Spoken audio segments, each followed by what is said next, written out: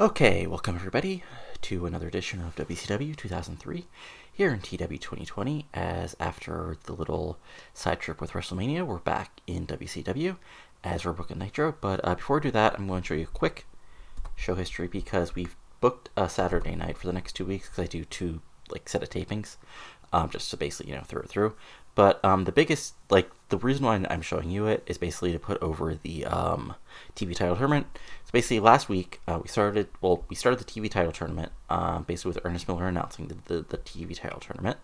And in the first round, because there's 12 men total, I'm not going to show you the brackets because I didn't. Well, no, I showed the brackets, but I don't want to show spoilers. Well, actually, no, I can't show the brackets. So if we go down here, TV title tournament. So the first round is Fit Finlay versus Mike Sanders, with the winner taking on Chavo Guerrero in the first round. Eagle Skipper versus Big Vito, with the winner taking on Tajiri. Yang versus Shannon Moore, with the winner taking on Alex Wright. And Scott Taylor versus Jamie Noble, with the winner taking on Cass. So, in the first TV title tournament match, Fit Finlay defeated Mike Sanders, as you expect, and Eagle Skipper defeated Big Vito. Then the next week, we had Yang defeating Shannon Moore, and Scott Taylor defeating Jamie Noble. So yeah, there you go. There's your update. The next taping will include the two first round matches as we head towards the finals. Now, off to Nitro, this week live from beautiful Richmond, Virginia, as we're heading through the Mid-Atlantic. So we start the show with a pre-show match, as we have Celine Cartier and Jordan Cole defeating Roni Jonah and Kim Nielsen, two women from our developmental fed, in a abysmal pre-show match. Well, that's just mean. It got a 45. It won. The Babyfaces won 934. When Cartier, who's Lufisto for those who haven't been paying attention, submitted Kim Nielsen. 46 and 44 for the two women on the roster. Jonah got a 33. Nielsen got a 35, which means they aren't quite ready for the main roster quite yet. And in our 6-man, to get some people on the show who don't have any ring time, Dustin Rhodes, Finlay, and Yang defeated Lance Storm, Kaz, and Shannon Moore in 1446 when Rhodes pinned Shannon Moore with the Flying Lariat. This gets a 66, perfectly solid match. Everybody does about as well you'd expect. So we on to the main show, and after our opening, Nitro and everything, we basically go earlier today, where both Goldberg and Booker T are in a some sort of gym, training together. And there's basically back and forth talking and drawing, talking about Booker's talking about he's been a 5-time champion. Goldberg, you've only been world champion a couple times, and Goldberg's yeah, but I held the title. Well, you were stuck losing the title every other week because things were so insane. And Booker's that's true, but I fought to the top. You were given a shot. Goldberg's I fought every single week, fighting whoever they put in front of me. And it's playfully joking so far, but Booker's okay, I got an idea. Next week on Nitro, sucker, you choose an opponent for me, I'll choose an opponent for you. We'll give our picks to Bischoff so he knows and can book the matches, but otherwise, we'll be surprised. But Goldberg's says that it doesn't matter who's next because I'll run over him. And there's a little stare down, but then they both do a handshake, and that gets a 78. Because Goldberg is still Goldberg, so he stumbled a little bit, but still solid, really beginning stuff. And then in our opening match, a battle at Terrible Wrestling, again, that's just mean. A non-existent crowd heat, Blitzkrieg defeated Eagle Skipper in 501 by pinfall with an Ace Crusher, which doesn't seem like the type of finisher Blitzkrieg would have, so I'll look into that. But this gets a 48. Eagle Skipper gets a 45 because he's not that over. I don't even want to look up the last time he was on Nitro, so it was probably even before this save began in TEW 2020. But Blitzkrieg gets a 58, perfectly solid stuff. And Blitzkrieg is sort of celebrating and making belt motions, but all of a sudden Chavo Jr. comes out, and he comes out and says the last couple months I've been seeing you and this new guy London get title shots that a long-time wrestler like cruiserweight wrestlers like me should have been getting. So next week, you actually deserve another title shot because you beat this Elix guy. Well, I'm in the middle of a TV title tournament over on Saturday night, cheap plug, but next week on Nitro, I will beat you, and if I beat you, I get the title shot against Paul London instead of you. But sort of shrugs and nods, and we're on. So 43 because Chavo's not that over, and Bliss is not charismatic, unfortunately. So then we go backstage. Ginger and are backstage with Don Reed. They're complaining like, they've been winning, but they haven't been getting opportunities on Nitro. Whenever they're on Nitro, they get wins, but, Eric Bischoff is, putting his, like, prize young wrestlers in front of, like, guys like him, people like us who have, fought on the power plant, have been around here, and we just want a shot at the titles, but Bischoff doesn't want to give it to us. And AJ Styles and Eric Barrett show up with the tag titles, and they're like, by hook or crook, you have been winning matches. So, but if you want a title shot, why don't you go ahead and you get one tonight? During stage, you're like, they sort of like to heal, like, wait, what? What? No. But doesn't Styles is like, come on, I thought you said you wanted a title shot. Are you chicken? Jericho said, you're like, no, we're not. No. And Don Reed's like, kind of like trying to talk him out of it. But like, they both like huddle up and they're like, okay, fine, tonight, you got it. This is 65, and this sort of like, builds up to it's a tag title match tonight.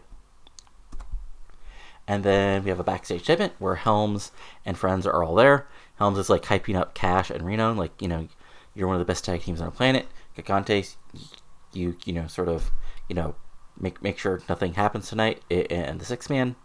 And this is just because tonight we've got some legends to kill and some never wars to take out before they even get snappy. Because I'm the true superstar in World Championship Wrestling, and once we win tonight, Eric Bischoff will have nothing. There's nothing he can do except give me that shot at Rey Jr.'s U.S. title. So this gets a 68.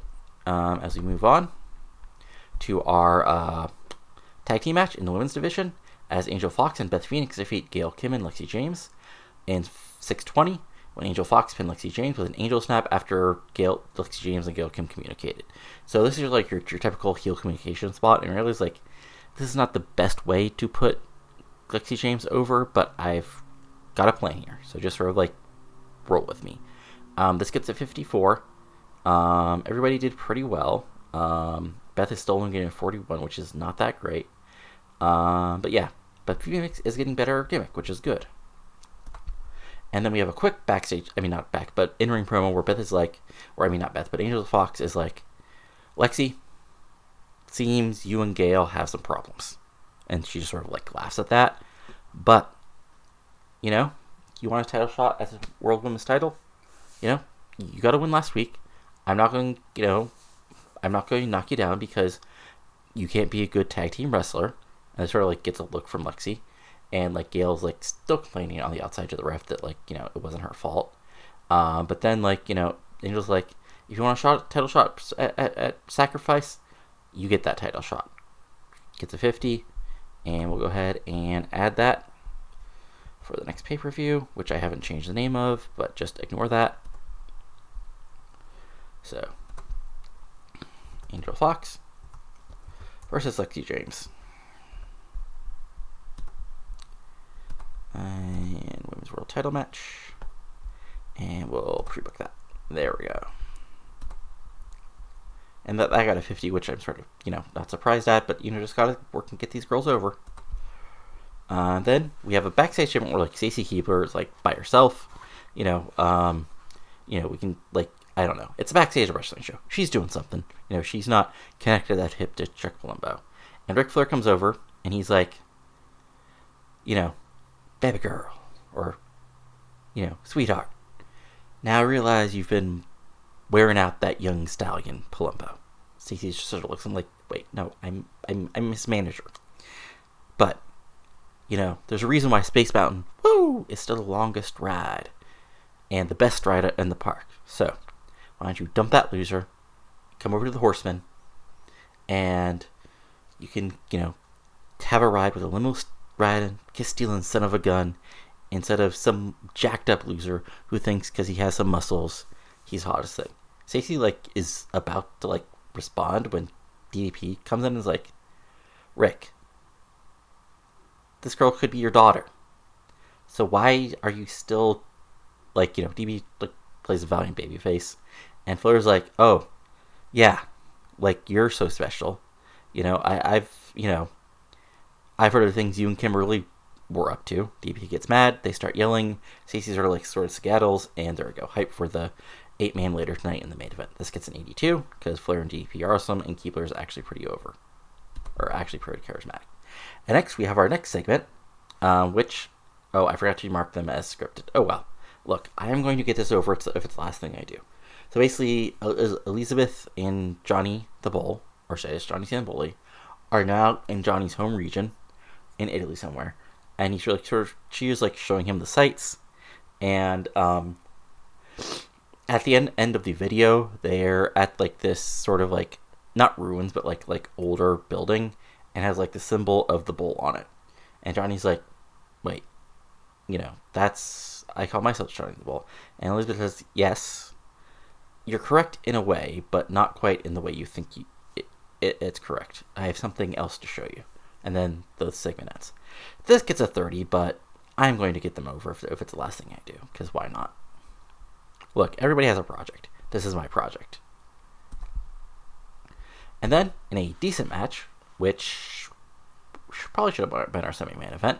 Anyway, in a decent match, Shane Helms and the Silver City Rollers defeat Rey Jr., Alex Wright, and Paul London in 9:43 when Cash pinned Paul London with a handful of types. So, typical 6-man ending. Cash slips in, hits some sort of move, holds the tights, gets pinfall victory over the Cruiserweight champion. This gets a 77. Helms is an 82. Rey Jr. is 84. Everybody else is in 60s except for Reno.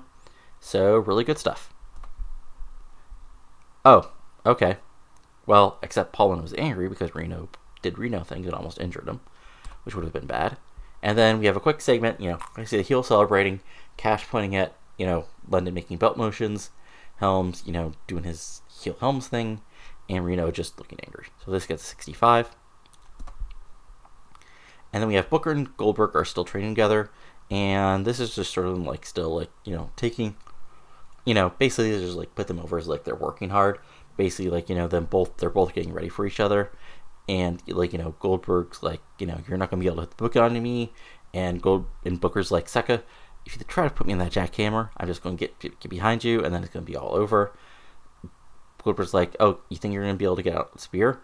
And Booker's like, yeah, maybe I'll just axe kick you. And, again, it's still playful. They're still baby faces. But, they're getting more intense. And this only gets 73 because bad roll with Goldberg being bad without a script. Then we have sort of like not our big segment, but sort of like our like hour 1 hour 2 segment. So Steiner comes out with Kidman and April Hunter, and basically Steiner explains it this way. I'm still the big baboodoo dad. I'm still the freak with the largest arms in all World Championship Wrestling. But Kidman explained to me that RVD was trying to take my spot. And, I kicked his ass anyway, but Kidman made sure I had another freak with me, as a sort of added incentive. And he sort of points to April, because she's April Hunter. What else would she do except, hook up with Steiner? And, that was just a bonus for the big bad duty daddy to kick a punk's ass like RVD. So RVD comes out, and he's like, bro. Well, not bro, but I don't want to troll you into Matt Riddle, but he's kind of Matt Riddle. Or Matt Riddle's basically a slightly evolved RVD. He's like, man, dude, if you want to match with me, you just had to ask, but I guess I'll just have to kick your ass. I'll kick Kidman's ass. Next week, I'll find a partner. Let's have a tag match right here on Nitro. Crowd pops, and they agree. 92, really solid stuff. And then we have a Babyface promo, where basically all the Babyfaces sort of get their shots in. Jason Jett's there, even though he's not mentioned. Sean O'Haire, cuts a promo on Canyon saying, Canyon, you've been world champion before, but I'm rising to the top, and at Sacrifice, I'm not going to win Sacrifice my career just so you can get back to the top. DDP, talks down Flair again, says, Flair, act your age, and if you don't act your age, I'll just have to make you feel the bag to do it. And there you go. 80, perfectly solid stuff. Good stuff.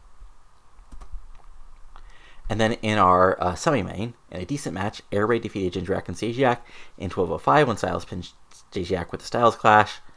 Another defense of the World Tag Team titles. So this gets a 72.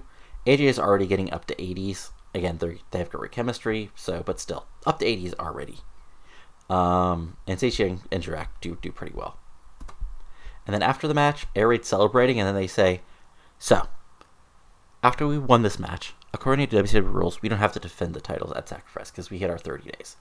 But we don't want to do that. We're fighting champions. So whoever want to fight us at Sacrifice, we don't care. We'll fight whoever. Open challenge. 72. Again, because, they both got a good roles here, and also Styles and Paris are getting more over.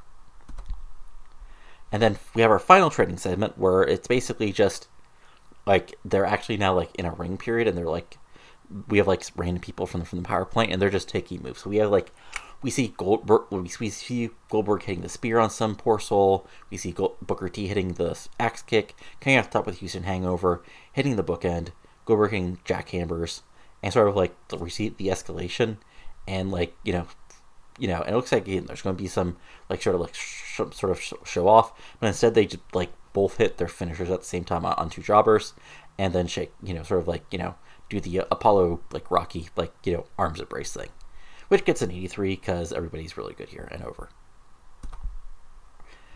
Then we have a Horseman pre-match promo. So this is just the Horsemen doing Horseman things. First Jared and Douglas are Palumbo, Jet, you think you're special? You think you're rising stars? Well, we're still one of the top tag teams, in this business. So if you want to rise to the top, you're going to have to get past us first. Canyon is nobody's better than Canyon. Where? You think just because you got some training in the power plant, you're going to rise to the top? I fought all over the world before I got to WCW. I had to wear a stupid mask. But now, I've proven to be one of the best wrestlers in the world. I was world champion. I'll still be world champion if Goldberg didn't get lucky twice. So, at Sacrifice, I'm going to take your ass out once and for all. And we'll pre-book that match just because it's been quasi-official, but I'll just make it official. Also, just so I don't forget. So we got Canyon versus Sean O'Haire. We'll pre-book that. And also, we'll pre-book the match that would be announced through the show, which is Shane Helms. I said Shane Helms versus Rey Jr.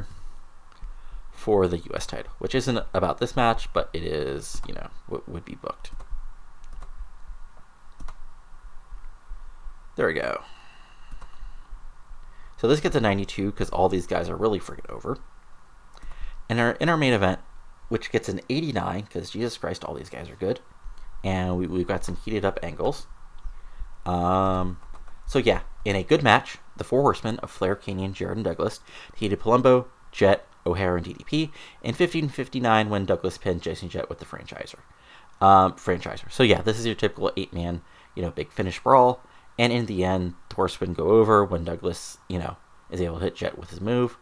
Douglas got a 75, Jarrett got an 81, Canyon got a 93, Flair got a 73, TV got a 79, O'Haire got an 80, Jet got a 58, and Plum got a 72. So this gets an 89 despite Jet being in it, which just tells you just how over all these other guys are, which is great.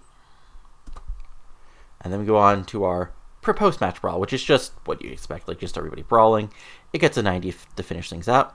So to finish the show, we get an 88, which is really a good solid, what we wanted here. And we'll see what Raw did with their post-match Raw without having me to actually book it. So that'll be interesting to see. And we'll see if anything else pops up, and then we'll go from there. Survey says, do some AI hirings. More fun AI hirings. Come on. And this is the part that takes forever. Processing worker skills, hirings, incidents. There we go. Okay, so check Palumbo.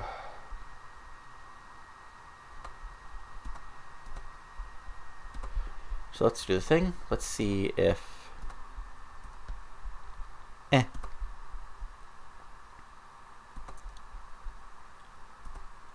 Johnny Lawler doesn't like Gail Kim. That's kind of hilarious. Oh, Ric Flair click building. Ric Flair forged an alliance between Arn Anderson and Johnny the Bull. Okay. Oh, and one other thing I didn't mention is that Stacy Keibler is going to be out in a couple months to film a TV role. And Randy Savage has officially left due to contract expiry. But let's look at Raw did real quick. So, Wait. Michaels is a babyface. Damn it. Did they not? Okay. That's unfortunate. But yeah. Nothing else super big here. Sort of what do you actually expect? So, yeah. Actually, let me double check the other company here, because now I'm actually interested. Did they actually turn... Which kind of makes sense, because he lost. So Shawn Michaels is... No. Okay. No, okay. They just didn't... Okay. I might actually have to go in and mess with that, because... Yeah, that tag team should not be... that tag team should not be active anymore, which is something I might have to take out real quick. Okay. That's unfortunate. So yeah, that's some weird booking. But so yeah, I'll go in and edit that if I can. If you see, some people have some more morale issues. Paulin because he almost got injured. Vampiro because he had to lose a match, or no, that's other reasons. But yeah, if we look at our storylines, solid stuff. And just as sort of a quick check, because now I'm interested. Yeah, so we've had... So yeah. Oh, I totally forgot. Right, so there was this match which got a 95. There was this match that got a 90. And then these two matches have been our second best during March. So yeah, we're getting there. We're getting there. Solid stuff. But yeah. That's all for now. So if you enjoyed things, go ahead and give it a like. Comment below on what you're liking and not enjoying. And, subscribe to the channel for more fun TEW 2020 content. That's all for now, so talk to you later, and adios.